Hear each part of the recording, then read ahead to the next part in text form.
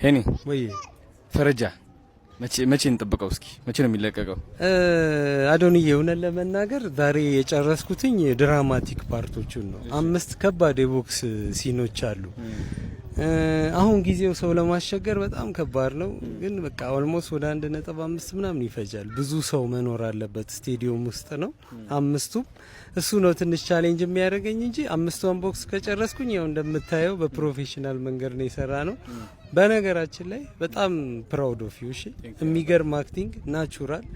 እውነት በጣም ማገዶ ይፈጃል ብዬ ነበር ያሰብኩት። አዶናይ ይገርማል ነው የምነግራችሁ። ፕሮዲውሰሮች በደንብ ኮንታክት አድርጉት። እውነት ጎበዝ፣ ፍላጎት ያለው ፊልምን የሚወድ ፊልምን የሚያከብር አርቲስቱን የሚያከብር ልጅ ነው። ሪስፔክት ለማሚ። እንዴት አድርገን ነው ያ 2000 ሰው አልኩ አይደለ?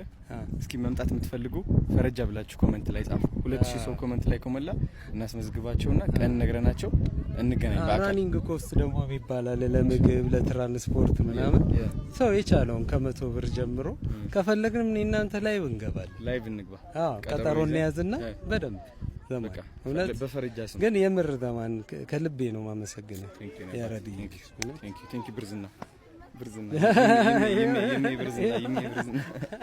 የታባት ማሜ ቴንክ ዩ በጣም ሪስፔክት። ቀጠሮ እንይዛለን። በቃ በደንብ ፈንድ እናደርጋለን።